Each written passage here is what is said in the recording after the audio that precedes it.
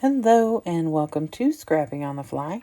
My name is Kristen and I am here with the next installment of Scrap a Sketch, 4 seasons in 1 month. We are still in autumn or fall, and this is a sketch by Lisa Sikorsky.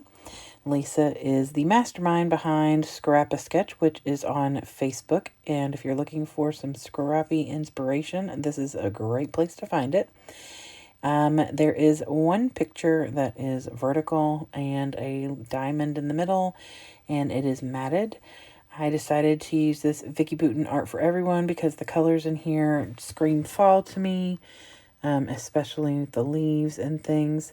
And then this is my little container of Vicki Boutin ephemera, and some of it is from Color Study, some of it is from just a collection that didn't have a name on it, so I'm not sure, but the colors do go with this Art for Everyone, at least some of them do. I do have some scraps from this collection. I don't think I pull anything from those, but these that are inside the book I do use. So that's the goal for this year, is to use a scrap on every lamp. And then I have these 3 different Vicki Boutin sticker sheets or thickers, and I do pull a couple of things off of there, maybe literally a couple. And then I thought I might use this gold thicker alphas. I don't. Spoiler alert, I don't. I'm not going to use a lot from this collection because it's predominantly silver, and I was thinking I would lean more towards gold. So, and this is the picture I have. This is me and my sister. Of course, there's all those fall leaves. This is in October.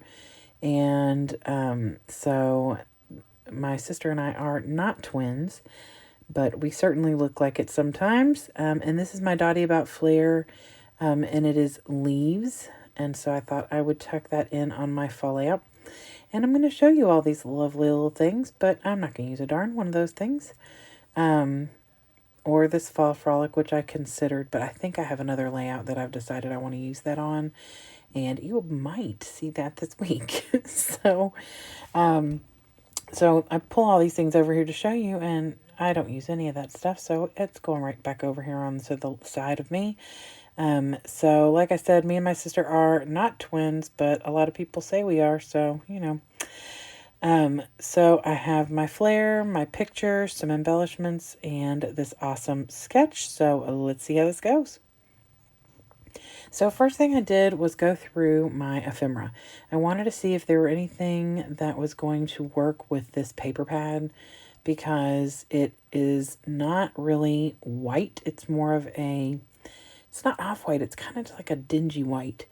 And so the tans, the browns, that My Kind of Day is not a white. It's the same kind of dirty white.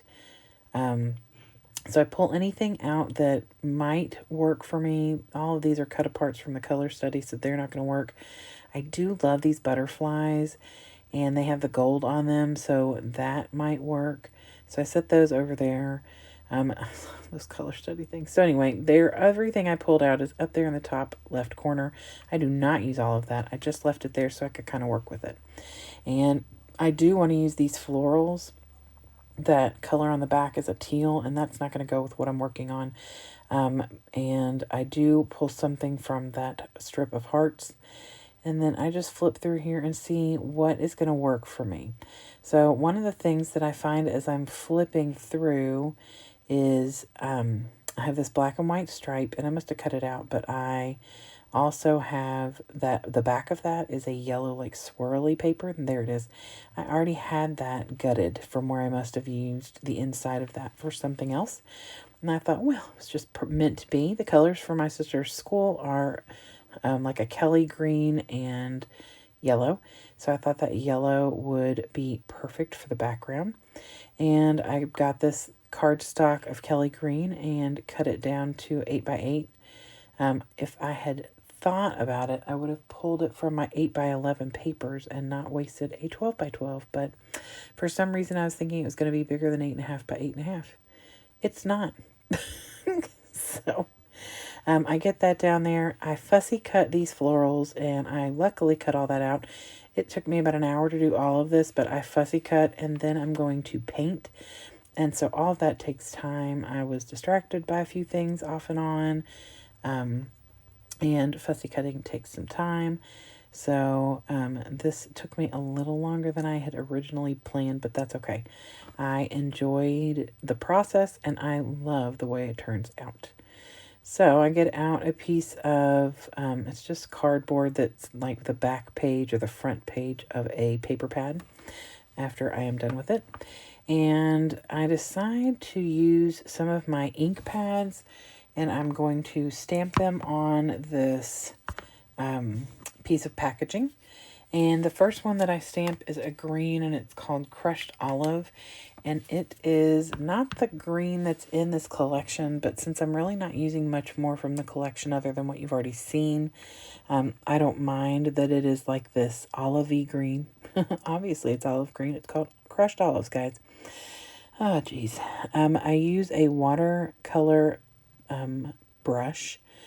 And so I use that, the green, and then I use ripe persimmon, but I blend the ripe persimmon a little bit with that green to give it more of an orangey color. And then I also use tumbled glass, and you won't see this, but after I was done, I used a Staedtler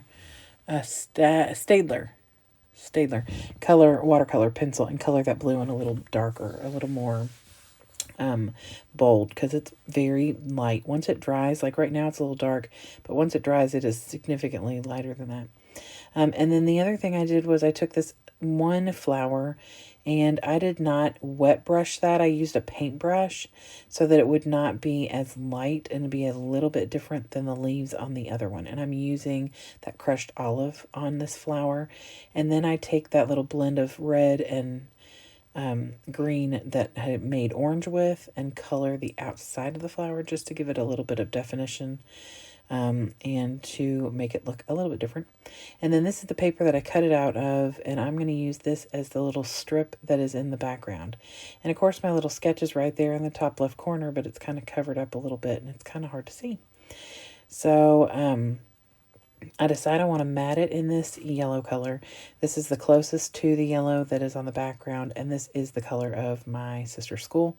So she is a principal at one of the high schools in town, and she and I both work for the school system, and we are confused for each other all the time at church and at school because we work for the same school system. This little strip right here is one of the scraps that I had, and I am not going to make you watch me do all of this. I fussy cut this out. Now I leave a little bit of the white in between because I want it to stay together, but I fussy cut it out and I love the way that it turned out. I think it is so cute, and I used the green that is predominantly all green, but I left that white border so it would stand out on this diamond. And so I love how that turned out. So that's my little border or branding strip that they have. And then I am going to tack down my picture. And then I decide that I want it to have some definition where that white with the floral is, even though a lot of that gets covered. And I use my vintage photo and ink the white paper. I don't ink the yellow. I just ink the white with the vintage photo. And I just take it straight from the ink pad. I don't know if you can see me because sometimes I pull it off of the camera view and you all can't see me. It drives me crazy. It's not like I don't know where the camera is, you all. So I apologize for all the crazy times I do that.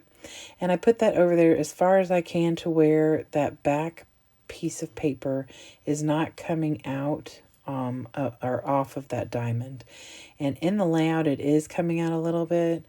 And I guess because of where it would have laid on the black, it would have been okay. But because it's a black and white stripe, I didn't want it to disappear into the background paper. So I put that little green single floral up at the top corner where it is in the sketch. And then I was going to put this one in the corner of the picture, but realize on the sketch it's up a little higher. So I go ahead and turn it a little. And I do like the way that it turns out, and it definitely lends to making things look better when I put the extra little this and that's around. So I like that. And these colors aren't in the sketch. They're in the leaves in the background, orange and yellow and green. And so I don't care that they're not in the paper because I like it.